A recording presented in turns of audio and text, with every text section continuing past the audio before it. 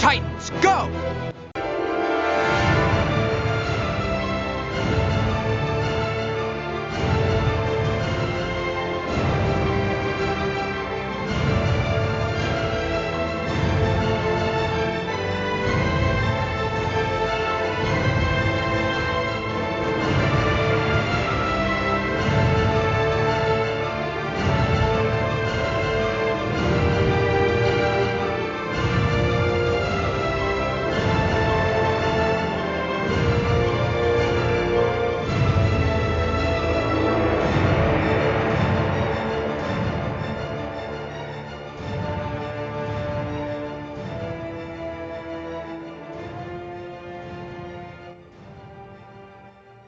Hello again, everybody. Welcome back to Titan Talk, the Titans podcast. I'm Charles Skaggs, back in Titans Tower, or rather Doom Manor, once again. Ready to talk some more Doom Patrol with my favorite co-host, everybody's favorite co-host, Jesse Jackson. Hi, Jesse. How are you? I am good, Charles. It feels like we just were talking. Yeah, this is part 2 of our discussion today because Jesse and I just finished recording Next Stop Everywhere number 140, where we talked Dalek. But so we're kind of doing back-to-back once again. Yeah, but this time, go ahead. That was a shout-out to, because at the end of that episode, we said we were about to talk. So if anyone is doing back-to-back, we wanted them to feel a little extra special, like, oh, they gave a shout-out to us that stuck around. So this is our unofficial crossover. Exactly. We need to come up with like a media company name for our production company here, so that we kind of say that this is another fill-in-the-blank production or whatever. So Charles, yes, all is forgiven. The bad taste of last week's episode has been washed away from my mouth. There is rainbows and sunshine, and once again, Doom Patrol, rainbows. Doom Patrol. Yeah, I've been waiting on a sunny day, and all is good in the Doom Patrol universe. All right. Wow, we have a good one to talk about today. Yes, here at episode 131, we're going to talk Francis Patrol, and that's Francis with an ES, not an IS, because I think Francis is a girl alligator. And so Francis Patrol, this is, of course, the 11th episode of Doom Patrol Season 1 as we head into our home stretch, the final third of the season, just released here on Friday on April 26th, 2019, written by new writer April Fitzsimmons and directed by new director to Doom Patrol, Wayne Yip, who's directed a bunch of other Berlantiverse TV shows, making his Doom Patrol debut here, and I thought it turned out pretty well. Obviously, you seem to like it a lot better than you liked Hair Patrol last week. I did. This was really, really good, and last night, pull back the curtain a little bit for our listeners and for you. Yes. So yesterday, Linda ran in a half marathon. She did great. Wow. And good so she was pretty tired. So I, kind of babied her a little bit, grilled. We had a nice time. So about 8:30, 8:45, she's like, I can't stay up anymore. I've got to go to bed. So I went to the computer and watched back to back. I watched Dalek and I watched this. Yeah. And I think I saved Dalek because I knew it would be good. Yeah. And boy, talk about a great double feature of greatness. Doctor Who and Doom Patrol go pretty well together. Yes, they did. It was really great story. Yep. So to give a little background on the cast, this story, Kyle Clements returns as John Bowers once again, the young John Bowers, but we also get the old John Bowers in the form of Tom Fitzpatrick, an actor who has been on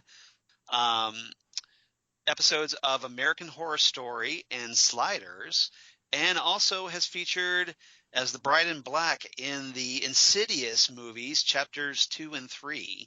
If you're a horror movie buff, you might have seen him there as well. So I thought I'd mention him. We get the return of Bethany Anne Lind as Clara Steele, who we finally get to meet officially for the first time in the story. Not a hallucination on Cliff's part.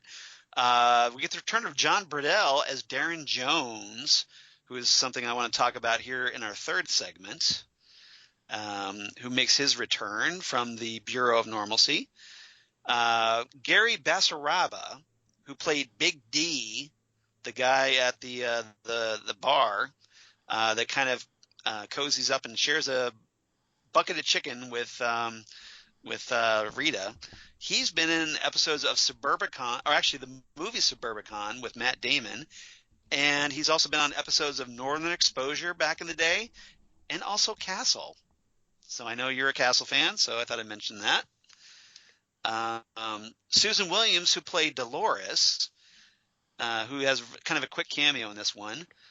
She's been in the movies The Accountant, and also on episodes of Homeland, Powers, the TV series based on the comic book by Brian Bendis, and also on Under the Dome, if you remember that series, Under the Dome. She was on that. And then we get the introduction of a character named Agent Dirk Ellis, who's played by Mac Wells, and he's been in the movie Guardians of the Galaxy Volume 2. He had a cameo in that. And also on the Cinemax TV series Outcast, based on the Image comic by Robert Kirkman of The Walking Dead fame. He was on an episode of that. And he's also in the movie Rampage with Dwayne Johnson, The Rock, if you remember. That came out not too long ago. So he's been in some interesting projects. And then we also had Allison Mills Newman as Yvette. So I just thought I'd mention that. Okay. All right. So no trivia this time because this story wasn't based on any previous Doom Patrol comic book story. So we'll just kind of dive right into our main topics, if that's okay with you, unless you had some early thoughts you want to cover before we I let's go right to the topics. All right, right to the topics. Okay. I do have a theme this week. Hopefully you can figure it out. Topic number 1. See you later, alligator. After a while, crocodile. Yes. Yeah. Okay. And obviously that was a Bill Haley in the comics. Mm-hmm. It's classic. This I want to talk about, of course, Cliff and Rita, who journey to Cypressville, Florida, after Cliff learns that his once buddy named Bump, you know, the guy who was in charge of his pit crew while he was racing, an auto racer, auto race car driver, I should say. You know, he obviously became the kind of surrogate father that because Cliff wasn't around, finds out that he was died after getting eaten by an alligator named Francis, which is why we're calling this Francis Patrol. So he goes down to finally confront his daughter, and Rita tags along after being kind of kidnapped by Flit. Yes. So I want to talk about that. So let's get your thoughts on that. So let's get to the most important question of the episode. How does Rita and Rita and Cliff get home? Right. Okay, because Flick took them to Florida and then left. Right. How do we do that? But let's not worry about that. Presumably Flick goes back for them, I guess, at some point. I guess so. But we don't know yet. But we haven't seen it yet. Yeah. Yeah. So. This was so human. Yeah. You know, Cliff, when he was alive, was a person who cheated on his wife every chance he got. Yeah. He was he wasn't satisfied with what he had because he felt he was a big shot. He was a celebrity, and kind of got sucked into the whole fame and the trappings of fame. You know, he had sex with groupies. He had sex with the nanny. Right.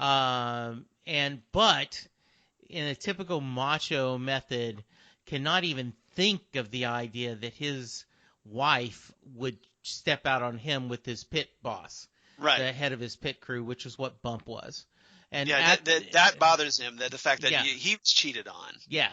And which is so typical. Yeah. I love the kind of the wake, so to speak, at the bar, tribute. Yeah. Thought it was pretty funny that Rita goes, yeah, Bump made this Halloween costume, and so my friend wanted to wear it in honor of him. Yeah. See that we were trying to figure out, like, okay, if Cliff goes into this bar, the first thing I'm thinking is, okay, he's a robot. Yeah, Doesn't quite fit in, and they obviously don't fit in because, for one thing, it's a country bar on top of everything else. right. And so they go in there. Rita is this, like 50s Hollywood actress, and Cliff is this big old robot. And obviously they're not fitting in. But I thought that was pretty clever of Rita to explain Cliff as wearing a Halloween costume. Yeah. And they actually buy that for some reason. And Yeah, and, like, and, oh and man, how to do this? yeah, they're kind of like, well, because they say that Bump made it for him. Right. So the first thing is, they're not interested about what he looks like underneath. They're just more, these guys are like, well, how did he do this? Oh, he used some kind of spot welder and blah blah blah blah blah. Yeah. And no, it's all carbon and blah blah blah blah blah. And they're just more like trying to figure out the technical aspects more than they care about the guy inside the costume. Mm-hmm. And it's a bit of a hand wave, but It's close enough. good enough. Good enough. I loved Big D flirting with Gertie. Yeah, because we find out that Rita's real name is Gertrude. right. And that was a big admission on her part. It was. That she told. So it's, again, she talks about. So what did you think about? Well, we're on the subject of that. Yeah. Before we get too farther, what did you think of Rita coming clean with that and talking about that she's trying to be honest with herself and not rely on the Rita Farr persona. I really like that. One, because I think they've overdone the whole she can't control her body. Yeah. And it's, in times of stress, her skin, she becomes the blob. So I like this, however they're explaining it. I also think this is very true to her journey, mm-hmm. where, she took down a lot of the stuff in her room, really trying to be a real person. You noticed that she didn't have trouble with her body in this episode. Yes, I noticed that a lot, and I was very happy about that. Yeah. I think this is the first time since the Titan episode where we showed Rita's huge appetite. Right. I don't think we've seen that in this season. So I love that, just her going through so much chicken. Yes. And her it's this ginormous, like, plate of chicken. Yeah. Like wings and stuff, and she just like devours the whole thing. And Big D is just like, well, you got yourself some appetite there, little lady. Yeah, and I love the fact that she didn't look down upon Big D.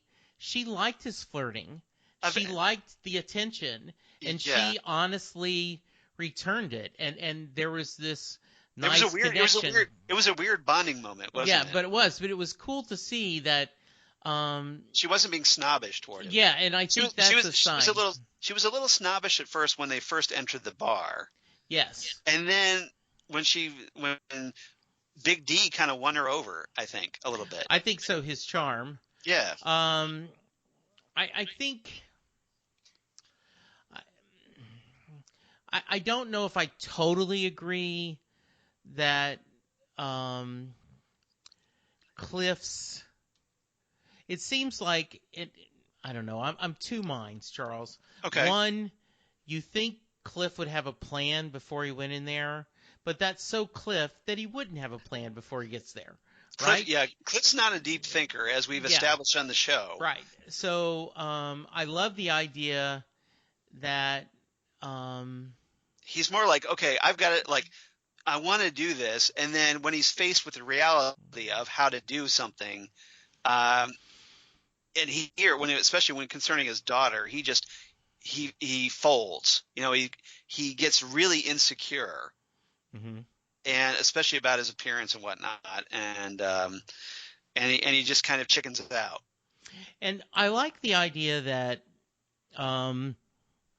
we hear Clara talk. Yeah. I did some search just for my own sake. Based on the best timeline we can figure out, she's in her early 30s. Right. You know. She was, because obviously last time she talked about, I guess the accident happened in the 80s. So Right. tack on about Yeah. 30 years. So she's probably in Yeah. her late 30s by now. Yeah. So, because she was just a kid then. right. One of the Wikipedias suggested that her birthday was in 86.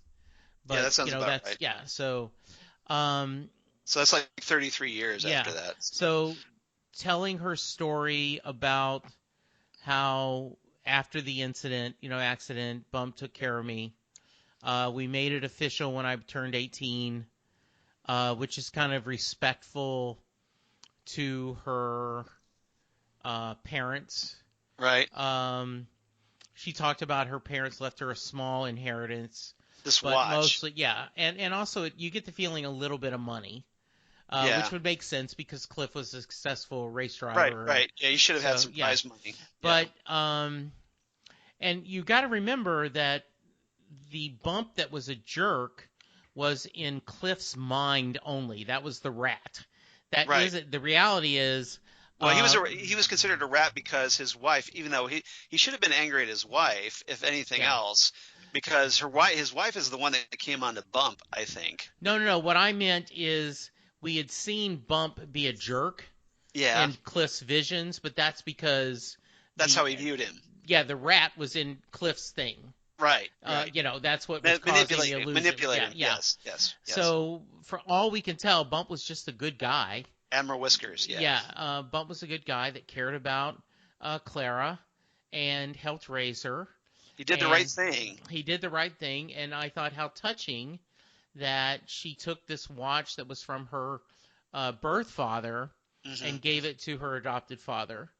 And described it. Yeah, my dad, my hero. And I think, this ends with Cliff never has the courage to tell her what's going on. And I think that's the right decision. I think no matter what he tells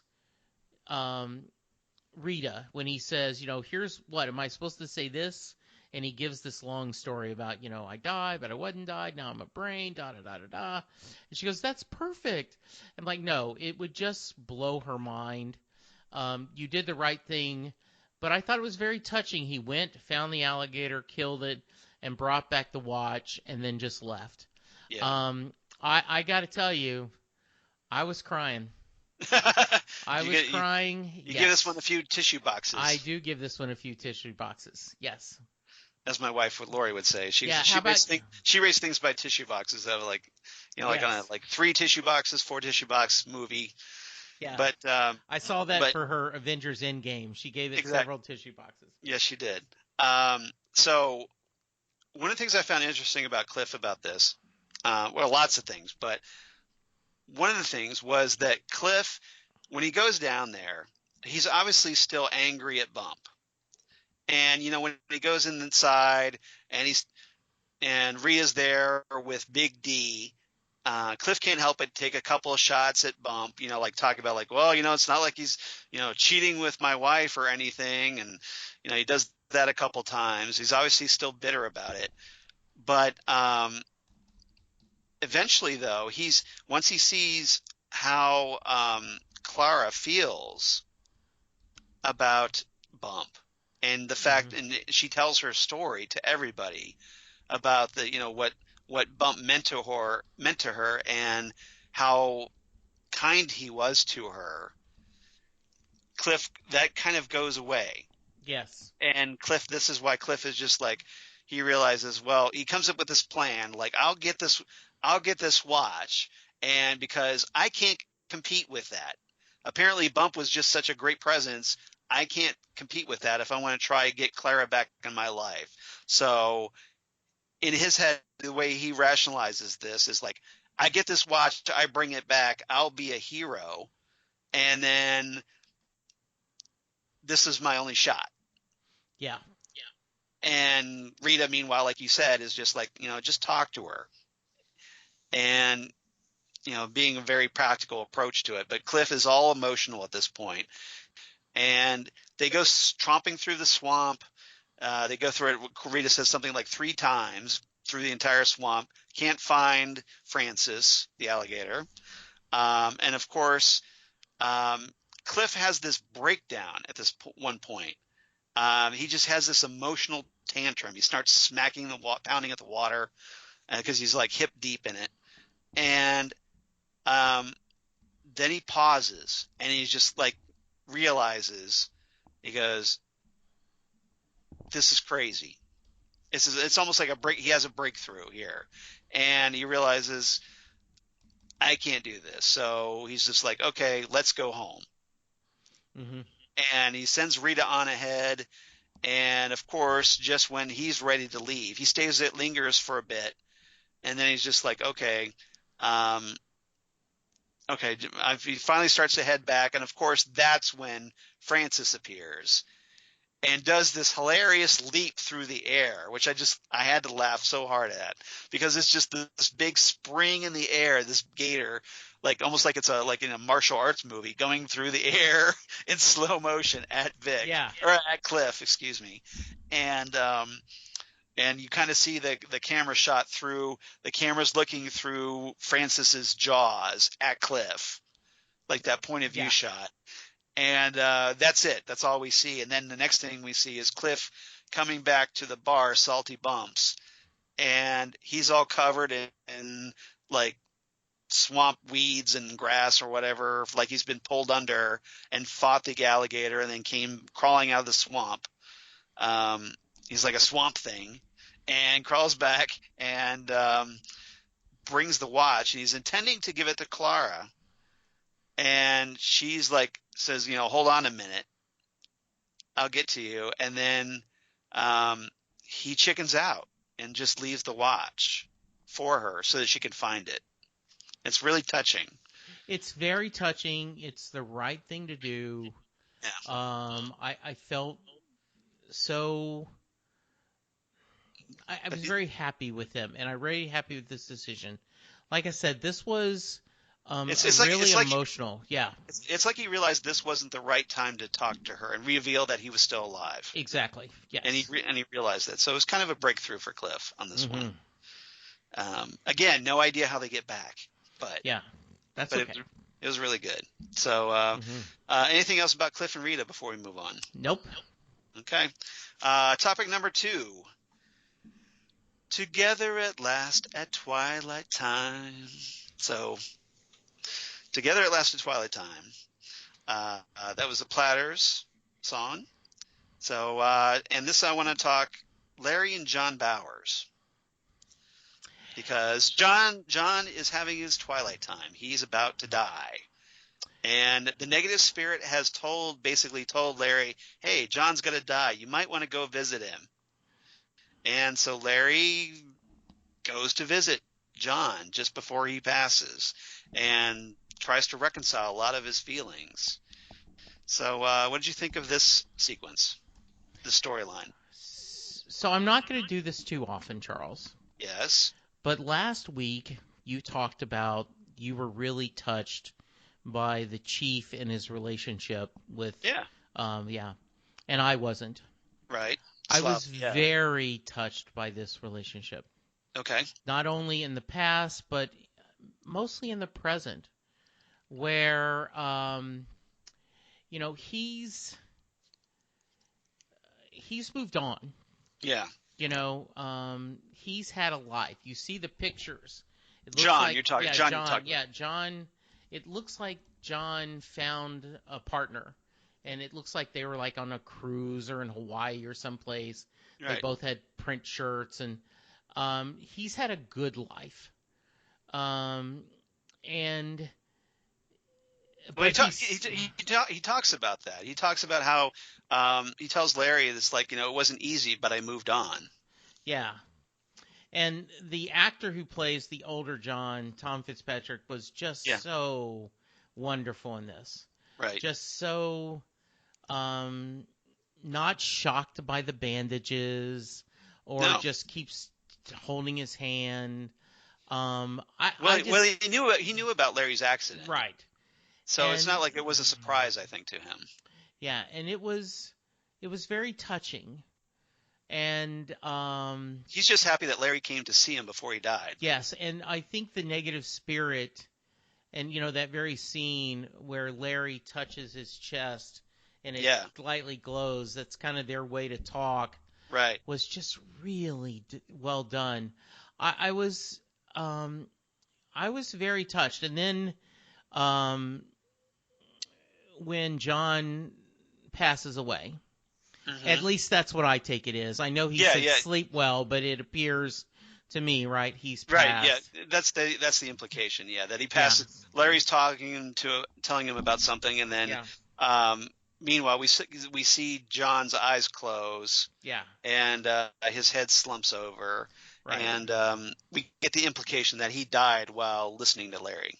And so Larry got, to a certain degree, closure, and Jon got closure. The idea, like when Jon said that was a good steak sandwich, you could tell they were sharing this somehow.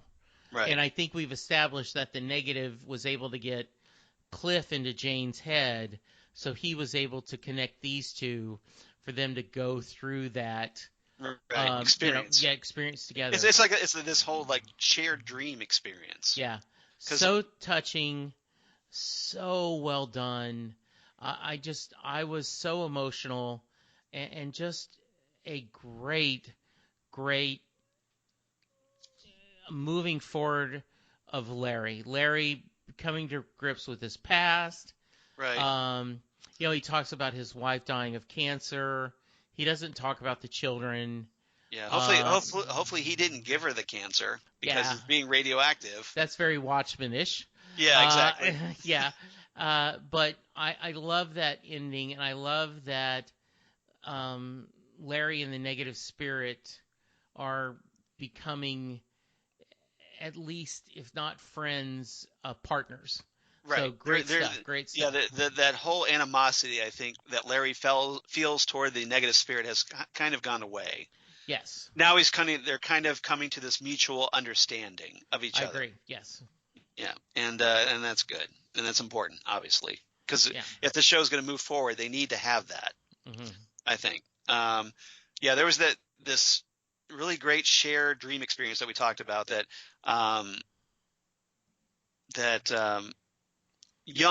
Larry really, he wants this memory of being with Jon. He wants to be alone with Jon.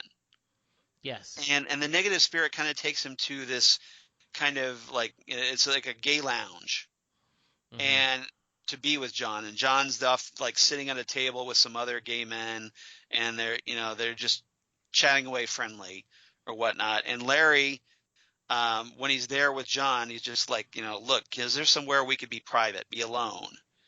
And Jon kind of gets mad with him. He's like, I don't want to be alone with you. I want to be with you, but I want to be out with you. Exactly. And, he calls Larry out. He's like, you always want to hide. And he kind of like points that out. And so Larry kind of comes to terms with that a little bit. Yes. And being more comfortable being out. And I just thought it was really good stuff. Oh, perfect stuff. Yeah, it was great. And did you catch the kind of when they were at the gay bar, they were playing, someone was playing Moon River on the jukebox, and it was the original version. Yes. And then when Jon passes as an old man, they're playing Moon River again, but it was done by a modern artist. So I thought that was a nice little very nice. Bring things full circle in the episode. Absolutely. A really good version. In fact, I'm going to search. Track that down. Yeah. Go to tunefind.com. TuneFind always has a listing of like what songs are on what shows and what episodes and who does them and whatnot. So highly recommended. Okay. So check that out. All right. Anything else about Larry and Jon? No, just perfect. Yep. All right, so let's move on to topic number 3. Frank Ocean. Oh, is Is that the the guy singer? that? Yes. Okay. Okay, all right. Good. Topic number 3. I'm all shook up. Yeah, yeah. I'm all shook up. So yeah, obviously that's the Early king, rock and rolls. the Yes. king Elvis. So yeah, so we had Bill Haley in the Comets, the Platters, and Elvis. So yeah, these are all 50s classics this week. Mm-hmm. That's the theme for this week. Um, I know we're going back, like a lot of you out there listening going, what? Mm-hmm. But yeah, it's the dawning of rock and roll, guys. You should know this. Absolutely. It's important. This is history. And so here I want to talk about Vic Jane and the Bureau of Normalcy here because while after taking Cliff and Rita off to Florida as Flit, Jane, who starts off the episode trying to call a team meeting, only gets most of the team. Vic's off doing whatever. Opening his arm up to kind of check to see if he's got mechanical parts inside, where there shouldn't be, and so eventually Cliff and Rita go off, Larry's away, and so it's kind of just Vic and Jane at this point. So Vic and Jane are kind of following up on the whole flex mentality thing that I talked about last week. See, I told you it was important, Yes. and they kind of take it upon themselves to try to track down Dolores, and problems ensue. So I want to talk about Vic and Jane in this segment and what you thought about them. I'm a little bored is the wrong term. I'm not as engaged. Frustrated? Yeah, but just I'm not as engaged with Vic's. Storyline? Yeah, this whole control issue. Partly because I think he's a little bit dumb not to get his dad involved. Well, I know he doesn't trust his father, but there are trust, and he's justified in his trust issues, I think. Yeah, but just if your operating system is telling you you're becoming, more and more percentage of non-human and more cyborg, you would seem like you'd want to do something. Well, Jane even calls him out when they're on the bus, mm-hmm. and she goes, "Well, why don't you just call your dad for help?" Mm-hmm. But we find out that Vic's worried about the painting, about what he's becoming, and he feels like it's the machine's taking over, and there's nothing that can be done to stop it. Yes. So that's his fear talking at this point. Mm-hmm. But they did address it, I thought. Yeah, I thought so too. I just love Jane. I love that actress. Yeah, Diane she is just amazing. The different way she takes this. I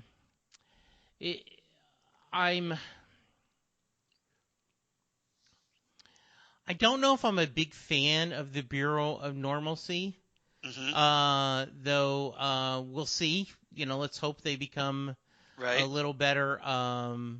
I'm a little. I think it was a great, kind of cliffhanger.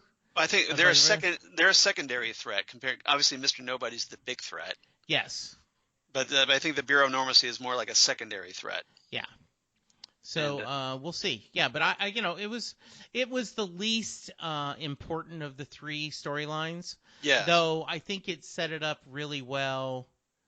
That we're kind of going into the next where they're going to have to try to help Vic and do things. So yeah, I mean it was fine. It just wasn't. It was definitely the C storyline to me. Yeah. Now Vic, as we find out, is becoming more cybernetic against his will.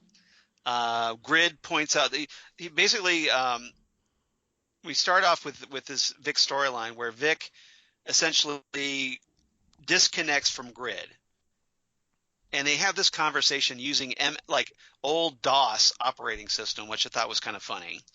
They go totally retro with that, with a whole C : arrow kind of thing, and typing to one another. And Grid informs him that, okay, he used to be 41% cyborg, and now he's 63% cyborg. Which is scary. It is. I mean, imagine if you're Vic and you're like, well, I don't look any different. Right. Like I don't look like I have more mechanical parts. He tells Grid this, and Grid, in a rather really creepy way, is just like, well, it's, you're changing inside you into something wonderful, and you just can't see it. It's amazing. Just it's almost like, Grid obviously is becoming consciously aware Yeah. and sentient and taking over, and which is, that obviously the main threat here. And so to the point where Vic is just like, okay, I need to see what's going on. So he takes like a scalpel and he cuts into his human flesh looking arm, and you think, okay, he's just going to bleed out all over the place. And he opens it up and he realizes, okay, there's not a whole lot of blood coming out. And he kind of peels it back and he sees a whole bunch of and the fleshy part of his arm, he sees some mechanical parts underneath. And that's got to be really unsettling if you're Vic. Yeah. It That you're was becoming a little more scary. Yeah. Right. I worry for Vic because he's Cyborg is more human than Cyborg, and Yeah. it's that if this operating system, Grid keeps Yes. doing this, that's going to end up not the case. Right. And so I think it's a real challenge, and I think it's a real threat, and we're going to see what's happening. Yeah, and I think ultimately they're leading up to where Grid eventually takes over Vic's body. Yes, and is the one that is responsible for killing the Doom Patrol in Jane's painting. Yeah. So that's why I was just like, that's why I've been like all season going, you need to keep an eye on Grid. Yes, you have. You have. And sure enough, you need to keep an eye on Grid, and hopefully this should be very obvious by now. This is obviously because in the comics, in Jeff Johns' Justice League, Grid essentially takes over Cyborg, and to the point where Cyborg has to excise Grid from his system, and Grid kind of becomes almost like a bizarro, use a Superman term, a bizarro version of Cyborg. Oh, okay. So like a kind of like a that evil alternate that becomes an enemy of cyborgs. Perfect. So that's where I think ultimately they'll be leading. But at this point, it's just right now Grid is a humongous threat, and I've been like going, yeah, guys, hello, pay attention to this. So very interesting to say the least. Yeah. Jane, meanwhile, interestingly, for the first time ever, she's the one calling a team meeting. Yes. And Vic kind of like on the bus talks to her and goes, okay, so what's going on here? Like, you're the one calling the team meeting. You're the one that wants to go looking for the chief. Why? I thought you didn't like the chief. I thought you were angry with him. Mm-hmm. And she goes, well, she apparently has been just obsessing over the whole idea of an old folks Doom Patrol, home, and the idea that the chief was going to lock her in there. So her reasons for finding the chief are, I want to hear it from him. I want to know why he wanted to lock me up. What his rationale was for locking me up. Yeah, I think that so hopefully the chief has a really good answer for that. Yeah, I think so. And we know the chief sometimes has his own agenda. Right. So, yeah, absolutely. Good. Yeah, he's not going to be obviously looking for Jane's best interest. And I think that's why Jane is obviously mad at him, because she put her trust in him as a surrogate father, because her own father is so horrible. Yes. And she started to trust him, and then now she kind of feels like he betrayed that trust. And did you like the when she very firmly says, "No one saved me"? You're right. Yeah, because in her mind, she wasn't saved. Right. As a child, no one was there. She had to save her. Yes, absolutely. And her various personas. Yes. Absolutely. So Yeah. so it's very important, I think. And I think so too. so they basically go. They find out, Vic and Jane, that when I talked about last week about the My Greatest Adventure number 51 and the whole idea that they were teasing Flex Mentallo, this hero of the beach character, which is a version of like the Charles Atlas ads that used to be in comic books back in the day. Well, Jane apparently tracked down that, well, okay, the hero of the beach is this guy named Flex Mentallo because, hey, she looked at the cereal box. And remember I mentioned last week that the cereal box was called Mentallo's? Well, Jane picked up on that. And so she realized eventually they find out that he had a wife named Dolores. So they try to track down Dolores. And this woman apparently named Dolores gets a hold of them. They arrange a meeting off camera at some point.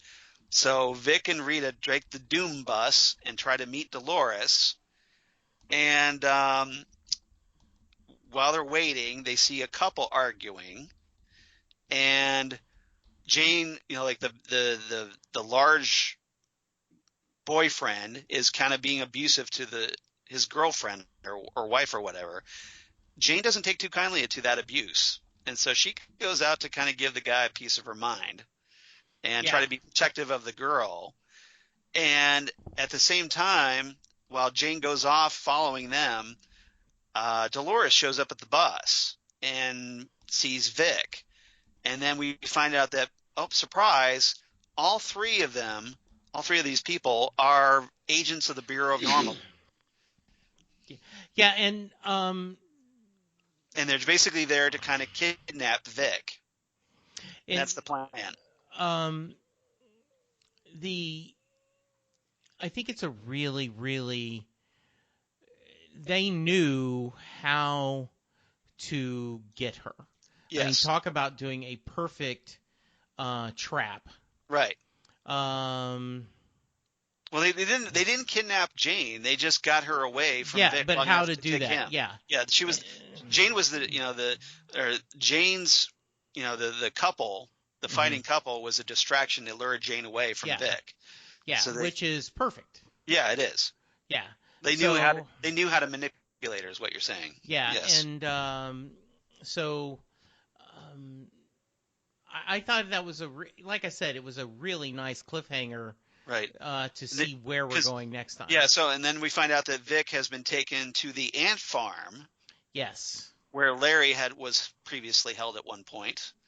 And Darren Jones, from the Danny Patrol episode, is back and apparently is like they want Vic for some reason, or maybe Grid, or they've got a plan for something there. Yeah. So to be continued, obviously, but it was a good solid cliffhanger for next week. Yeah, really nice stuff. Yep. All right. Anything else about this episode before we move on? Just it was really nice to go back. I think in my only opinion, and I know I'm in the minority, after a slight misstep, they are back on track doing the series that we love. Right. Well, I did kind of feel justified is that, some of the things I told you we should be focusing on, like Flex Mentallo, and all that we got payoffs for that. Yeah. It's starting to. So it was important, and it's not like the entire episode last week was, it wasn't important. And so hopefully, that's your opinion. Well, so we'll see. So maybe we'll find out more. Maybe we'll find out that the Bureau of Normacy is looking for Slava as well. Yeah. And I'm sure that's where the reason they want to get the Doom Patrol out of the way is so that they can get to her. Yeah. That's their ultimate goal, I guess. Don't you love? I have one of these. I have one quote that I'm going to say in a moment, but But Go ahead. no, I just didn't you. I love the fact that they don't want to be called the Doom Patrol. Yeah. Yeah, yeah, and in fact, that's my quote is from early in the episode when Yeah. Jane says, "Dear Chief, sorry we never found you. We have no excuse except that we are utterly incompetent. Oh, look, we got a clue from a teleporting genderqueer street, and based on Reed's description, and I quote, a hunky fellow known as Hero of the Beach." Signed, the totally fracking Doom Patrol. The We're not effing the Doom Patrol. Yes. the effing totally useless Doom Yes. Patrol. Yes. Yes. So I just love that. I just love Jane. And like when she became Flick really quick, brought him down, and then Right. left. I just she You, is you, amazing. you notice how now Flit's personality is so bright and cheery. Yes, absolutely. Compared to Jane. Like all of a sudden, Yeah. like Diane Guerrero could just flip that on like a light switch. Mhm. And like, okay, everybody, let's go, boom, and like when Flit arrives, and then just Jane being so like jaded, and in comparison is just just shows Diane Guerrero's great range once again. All right, I like the line between Big D and Rita when he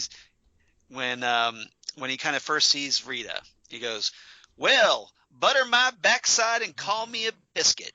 Yeah, What can I get for you, pretty lady?" And Rita replies dryly. She goes, "Gin and tonic. I want to fend off the mosquitoes while I'm here." That was great. Yes. That was a great line. I love that. And but I just love that. Well, butter my backside and call me a biscuit. Mm-hmm. I'm gonna have to use that more often. Yeah. Any other lines that you liked? No. Okay. I like the exchange between Rita and Cliff when they're out in the swamp, and Rita's going, "Well, why don't you just buy a new watch? What is so special about that watch?" And Cliff goes, "Because it's my effing watch, okay?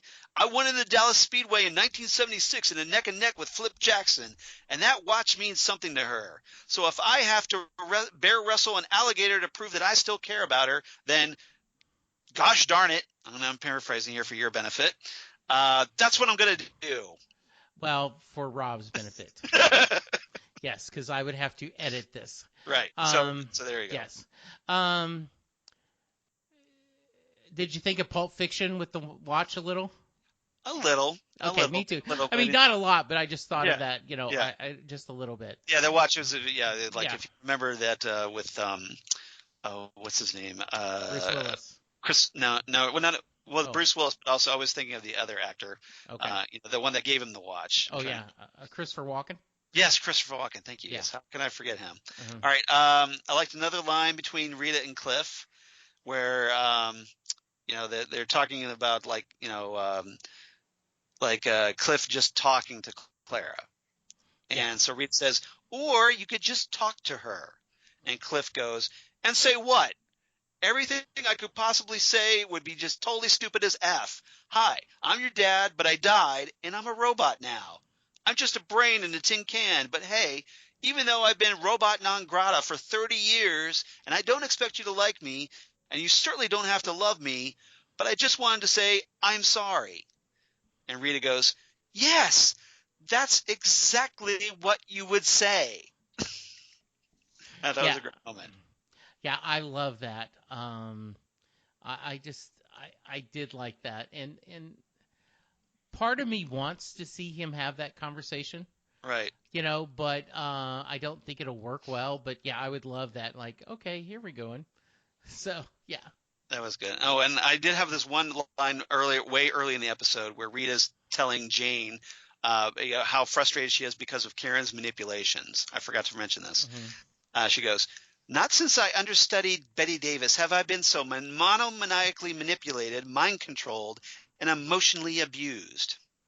Yeah, and I just thought it was a very Rita line on that one. Very Rita line. Nice shout out to name dropping Betty Davis. Betty Davis, yes. Yeah, that was good. So yeah, Rita's kind of a name dropper. In case you hadn't noticed. Yeah. All right. Anything else? Any other quotes? Nope. All right. Nope. What's your rating?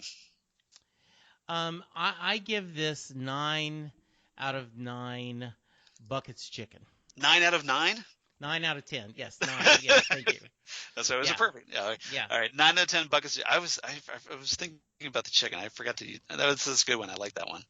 I like this one a little less than you. I thought it was good though. I give it 8.5 out of 10 leaping alligators. Ooh, I like that. Because I love the fact that Francis was just like almost like a bionic man going through the air in a very almost Matrixy Neo kind of way, to use a more modern reference. But I like that a lot. So good episode, good character development. But we're still waiting for more of the bigger episodes, which are obviously to come. So good steady progression, back on track, as Jesse would say. All right. Very nice. Now, I don't have any Titans Tower news once again. We just recorded like 3 days ago. Right. So not a lot of news between now and then. But Holly Mack sent us an email. Holly Mack says, do you want to read her email? I do. I have it. All right, go ahead and read it. Hey, Charles and Jesse. Another great episode. I love the scenes between Rita and Cliff with her trying to give him a pep talk before seeing his daughter again. Clara's speech was touching and made Bump a bit more likable. Cliff deciding to go and take care of Francis to get the watch back was great. The scenes between Jon and Larry in the past and the present were great and gave more backstory to them. The talk between Jane and Vic was good, and I think they're able to understand one another more. The ending scene with Clara finding the watch in the bar was perfect. I do hope that Claire and Cliff do wind up talking to each other, but if they don't, this was a good way to wrap it up. Talk to y'all soon. Holly from Wisconsin. Thank you, Holly. Yes, perfect. Always great to hear from you, and thanks for checking in. And one of the things that you brought up, Vic and Jane. This is the first time we've really seen these two characters really interact. Yeah. And they have surprisingly more in common than you would think, apparently. I agree. Yes. So I thought that was good that we're kind of seeing, like characters that we haven't seen really interact with one another finally do that. So that was good. Mm-hmm. So good points, Holly, once again. Yes. And so if you want to be like Holly, and hey, you should, drop us a line here at Titan Talk at TitanTalkCast@gmail.com. That's TitanTalkCast@gmail.com. Otherwise, you can reach us on Twitter at Titan Talk Cast. We definitely appreciate you doing that. Or on Facebook at Titan Talk, the Titans Podcast, where we talk obviously about things Titans and Doom Patrol, and we'll post news of the upcoming second season of the Titans. And as we I know Titans' season 2 is a little ways off. Swamp Thing's coming up. Obviously, doesn't have a lot to do with Titans or Doom Patrol, but I don't know if you saw the trailer for that, but it looks pretty good. Going to check that out, and especially if you're a fan of Swamp Thing. Other than that, Jesse, where can they reach you on the interwebs? I can be reached at Jesse Jackson on at Jesse Jackson DFW on Twitter. I am on Facebook at Jesse Jackson, Louisville, Texas. You can hear Charles and I talk about Doctor Who and other geeky things about once a month right now on Next Stop Everywhere. Charles continues to hold down the fort every other week with rotating guest casts, and they all have been amazing, so you should check that out. During this final season of Game of Thrones, I am on Small Council Matters, where I talk to Christine, Shannon, Wendy, and we discuss this final breakdown. As we record this, it's going to be a big episode tonight, and on my Facebook page, I have posted who I think will die. And then lastly, Jesse Jackson Death Watch. Yes. Set Lusting Bruce, the Bruce Springsteen podcast, where I talk to Bruce Springsteen fans from around the world. And we've got a new thing going where we're going to have a Springsteen Thought of the Day once a week, where I and guest contributors give a favorite lyric, whether Springsteen or not, and give a little meaning about it. And I'm putting pressure on Charles to contribute. Got the Cranberries, you got Sting, you've got U2, you've got all these great bands you love. I'm sure Right. you can find a lyric or two that you want to talk about because, hey, Charles, you're not shy. And Charles, how can we find you? That's just the anxiety meds, that's all. But no, as for me, you can reach me on the Twitter machine at Charles Skaggs or at Charles Skaggs on Instagram. Would definitely appreciate you following me in there. Or on Facebook, Charles Skaggs in Hilliard, Ohio. That would be great. Mm-hmm. Or you can reach me on my blog of geeky things. Come on. Damn good coffee. And hot. Damn good coffee and hot, where I talk about all the stuff we talk about here on Titan Talk, including Titans news, Doom Patrol news, news of my other podcasts that I do for Southgate Media Group, including the aforementioned Next Stop Everywhere, the Doctor Who podcast that I do with Jesse, or Ghostwood, the Twin Peaks podcast that I do with Zan Sprouse, wife of comic book artist Chris Sprouse, where I talk about all things Twin Peaks, David Lynch. And Zan was kind enough to help fill in on Next Stop Everywhere. She appeared on Next Stop episode 139, where we talked the greatest show in the galaxy. And very happy that she did that. I thought she did a really good job on Next Stop Everywhere. I agree. And so if you enjoyed us there, please check us out on Ghostwood. I would definitely appreciate that as we talk about all kinds of really offbeat things like we talk about here when we're talking Doom Patrol. So if you like Doom Patrol, you've definitely liked Twin Peaks probably.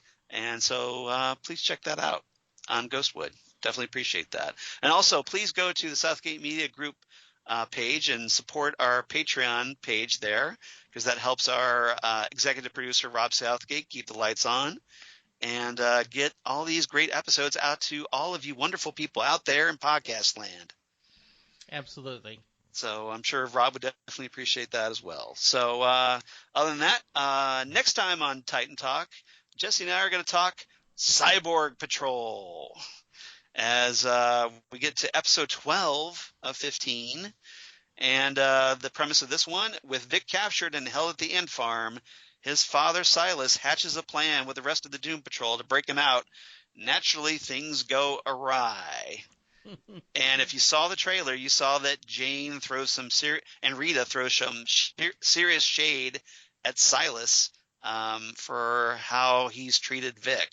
Yes, they did. So, and did a good job with that. So, looks like it's going to be a great episode next week. Absolutely. So, looking forward to talking about that. Presumably we get a big cyborg spotlight. So, hey, that fits perfectly for a Titans podcast. Absolutely. So, which is why we're covering Doom Patrol, because obviously the cyborg connection. And looking forward to talking about that with you, Jesse. Yeah, I did want to mention that I follow a couple of the cast members of Titans on Twitter. Yeah. And specifically the lady who I'm drawing a blank, who plays Donna Troy, who is a real-life photographer. Yeah. And so there's been a few tweets about that. Nothing breaking, just that I guess they're filming and they're out there, and so that's been kind of fun to see. Yeah, hopefully we're going to get some more production photos. Hopefully there's because I know there was a lot of leaking of season 1, so hopefully we'll get more of that, because I want to see some more photos of production behind the scenes. I'm really hoping we see more of Connor Leslie, because I thought she was perfect. And Yeah, I think she'd probably be a regular at this point now, I would hopefully. Hope so. Good. So, yeah, because that was probably my favorite episode of season 1 was the Donna Troy episode. Oh, absolutely. Just practically perfect in every way. Yep. All right, Charles. Well, thank you as always for driving the bus and joining me. I'm keeping us on time. We are doing well. And, enjoy Game of Thrones and hopefully there's lots of body count this week. Yeah, have your comfort, your security blanket ready, because there's a good chance someone you love will die tonight on the show. My security blanket is my wife, Lori. So good, very nice. Yeah, I think that's a great security blanket, personally. Absolutely. All right, so looking forward to that. And everybody, come on back next time for episode 32. We're going to talk Cyborg Patrol as we come on back, and we'll be right here waiting for you at Titan Talk, the Titans podcast. Bye, everybody. Goodbye.